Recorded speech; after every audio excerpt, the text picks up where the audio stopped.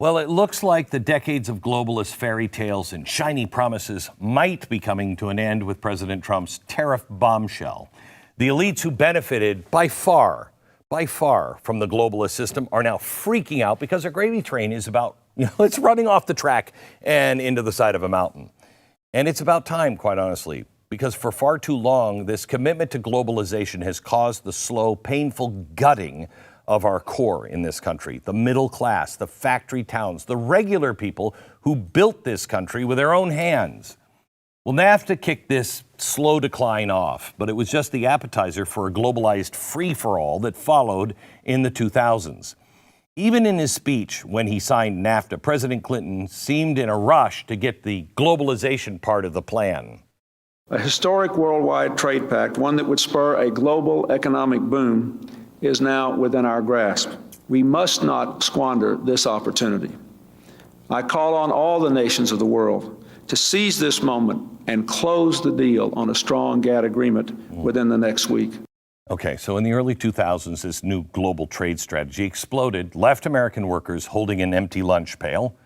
And guess how much the trade deficit was last year with the European Union alone? $235 billion. That is not a trade deal. That's France, a surrender. Our trade deficit with Europe hasn't dipped below $100 billion since 2011. You sensing a trade here with all the trade deficit numbers? Does it make more sense now why President Trump is trying to reset the trade chessboard? Okay, so let me go back now to 1972. President Nixon comes, and he makes his famous trip to China, which is, a backwater nation at best at the time. The Chinese were riding bicycles, rationing rice. China was an isolated country international, much like North Korea today. It was a pariah.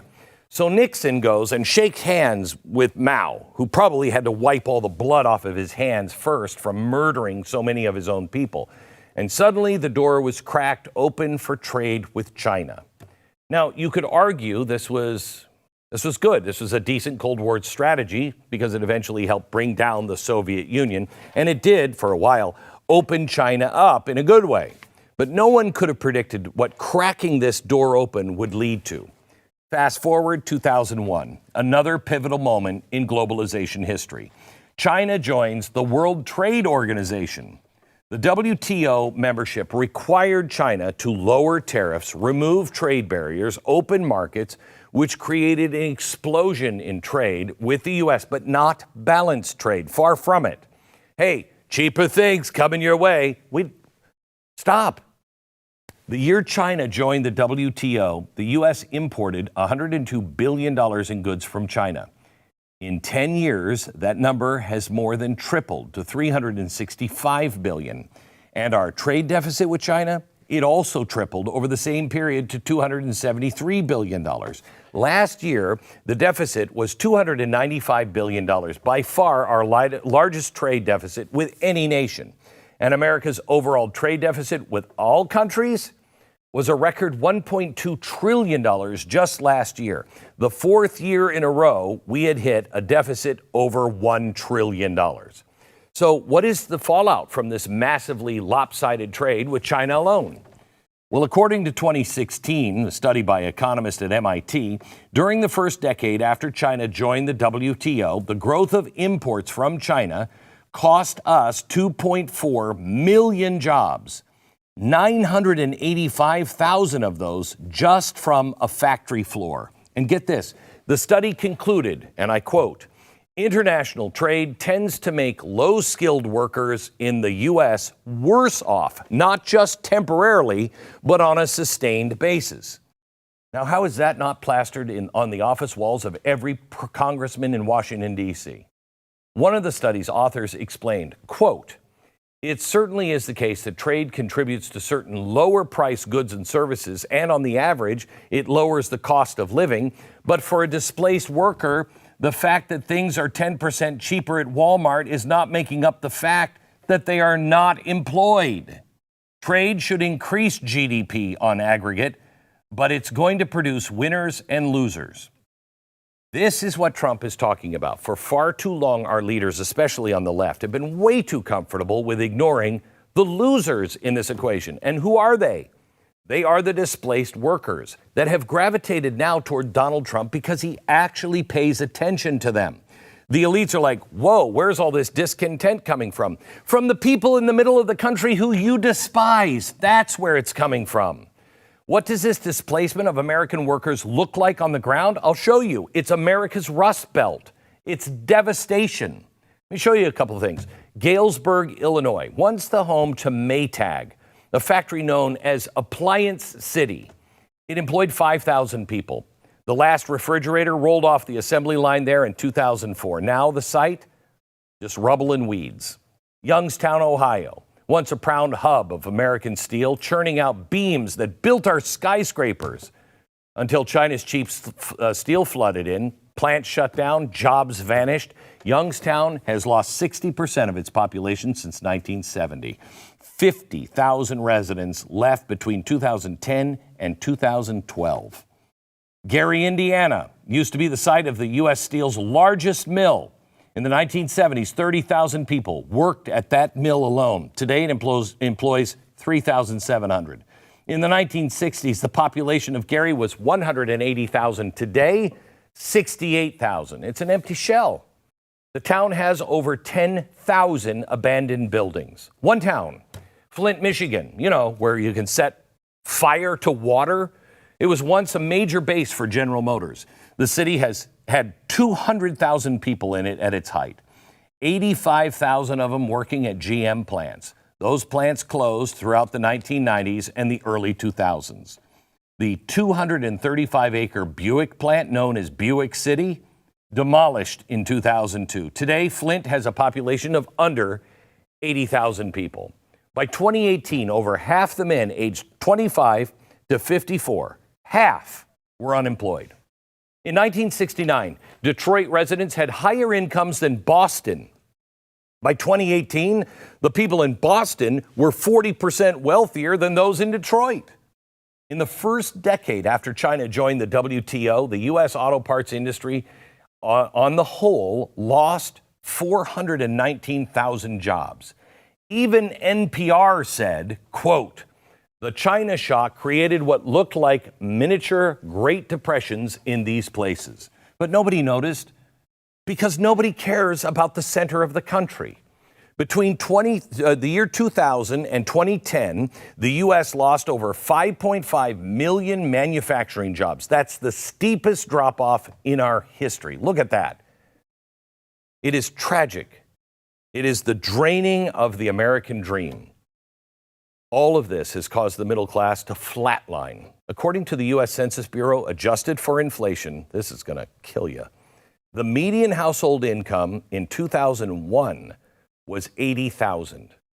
In 2023, the most recent data, the median household income is $86,000. 2.5 decades and an increase of income of $6,000. The cost of living has gone through the roof. This doesn't work. Meanwhile, check out this Federal Reserve chart. Ready? Over the same period that the middle class flatlined, corporate profits skyrocketed, 600% increase.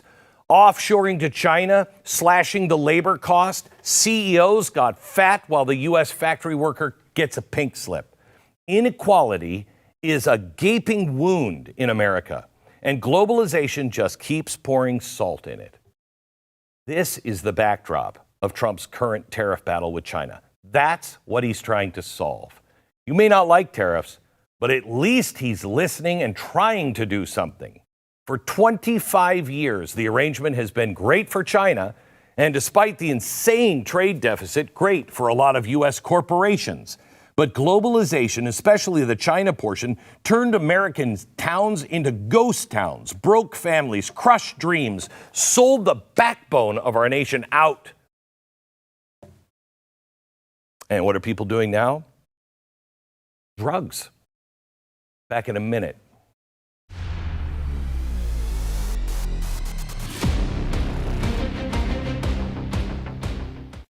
we're going to have a booming stock market for a long time because we're reinvesting in the United States of America. And more importantly than that, of course, the people on Wall Street have done well. We want them to do well. But we care the most about American workers and about American small businesses. And they're the ones who are really going to benefit from these policies. Think about how many factories we've seen close down. Since NAFTA in the early 90s, 90,000 American factories have been closed down. That's small towns that have been blighted. That's millions of workers who have lost their jobs. That has to stop. And that's your wheelhouse. President Trump, that is my wheelhouse. That's I where grew you're up from. in a town where you had 10,000 great American steel workers, and my town was one of the lucky ones. Now probably has 1,500 steel workers in that factory because you had economic policies that rewarded shipping our jobs to China instead of investing in American workers. So how dumb is our political and media culture? Well, I'm about to show you. After President Trump and Vice President Vance repeated the figure of 90,000 American factories that have closed in the past 30 years since NAFTA went into effect, the media raced to their fact-check mode to find out, is that number accurate? Here's an example. CBS reported, well, actually, the number 90,000, the number relies on data from the U.S. Census Bureau, and that was updated in 2021, shows the actual number of factories closed since 1997 was only 70,500, which, of course, kind of buries the lead that America has lost somewhere between 70 and 90,000 factories over the last 30 years. That's the story, guys. When the numbers are that insane, does it really matter? Either way, it's awful. The CBS report adds that those numbers include, quote, small factories with only a few employees. Oh, well, I don't care about, you're an elite, I'm an elite. Who cares? That is totally insufferable. As if it makes a difference whether a facility employs 5 or 500 or 5,000. These are people's livelihoods. These are towns gone. They're completely ignoring the point that these are not stats on a spreadsheet. They are heartbeats behind those numbers. How's this managed decline by America's ruling elites worked out for average Americans? Horribly. It has shattered communities in places that are too easy for politicians to ignore. Why do you think they don't go to places like Butler, Pennsylvania? Small communities all across America, once the backbone of our nation, have been hollowed out. Thousands of buildings resembling carcasses left to rot. So many of these businesses were the lifeblood of the middle class. So many dreams crushed under the weight of so-called free trade. Look, I'm a free trade guy. I like that. But I like my country more. With the disappearance of so many businesses and jobs, a lot of hope and purpose also disappears. And despair sets in. And guess what? When you have China pumping dope into our city, what do you think's going to happen? When they're coming across the border with fentanyl, what do you think's going to happen to these towns now? Managed decline. In 2017, 2 Princeton University researchers published their study on mortality and morbidity in the 21st century. One of their discoveries was that since 2000, the rising suicide, alcoholism, and drug overdose rate by Americans were triggered by job losses and worsening job prospects in the trade-exposed areas. I want to show you this graph. The red line is drug, alcohol, and suicide mortality rates of white Americans, men and women, in their 50s since 1990 compared with all other Western nations. What's different here? Since 1999, the annual number of overdose deaths from any kind of drug in the U.S. has multiplied 6 times over. America's deindustrialized heartland is the hardest hit. In Ohio alone, drug overdose deaths skyrocketed between 2001 and 2017, increasing 1,000%. Why? Because the hope of upward mobility used to be the key motivator in American life. I can do something with my life. I can make my life better. For centuries, that's what's driven immigrants to our shores. But globalization has steadily shrunk the American middle class, killing it. According to the Pew Research Center, in 1971, 61% of American households were middle class. By 2023, it was 51%. The middle class used to include a lot of manufacturing jobs. I've already shown you how those disappeared over the last 30 years. I hear over 70,000. But consider this. In 1950, manufacturing jobs made up just over 30% of total U.S. employment. By 2020, it was 8%. There are less Americans working in manufacturing today than in 1941, before the U.S. joined World War II. Even though our population has more than doubled. Think about that. Fewer manufacturing jobs today than 80 years ago with twice the population. Manufacturing jobs also used to be a viable pathway to the middle class for Black Americans, who make up a disproportionate share of Americans without a college degree. But from 1998 to 2020, globalization eliminated over 646,000 jobs for Black workers. That's a 30% of their overall employment in manufacturing gone. Meanwhile, CEOs, 290 times as much as the typical worker. That's their take home. In 1965, they made 21 times as much. CEO compensation has grown 1,085% since 1978. What did the regular worker get? 24%. They sold us globalization with the rosy promise that the rising tide would lift all boats. Turns out, no, mostly lifted the yachts that were already doing pretty good. And the regular people's boats, they were capsized or sunk. This is the context of the trade imbalance that President Trump has decided to attack head on. You got a better idea? Get elected. Let's do it. Post-World War II trade deals just propped the rest of the world up at our expense. Now it's time for us to heal ourselves. Trump's tariff strategy is a high-stakes gamble, the highest I've ever seen, but it's playing to totally change the field. It is the first real attempt in a very long time to address the imbalances that have eroded much of American strength. It is strategy. Again, I don't know if it's the right one. I argued with the president against it, but I'm telling you right now, we must reclaim American self-sufficiency or we're done.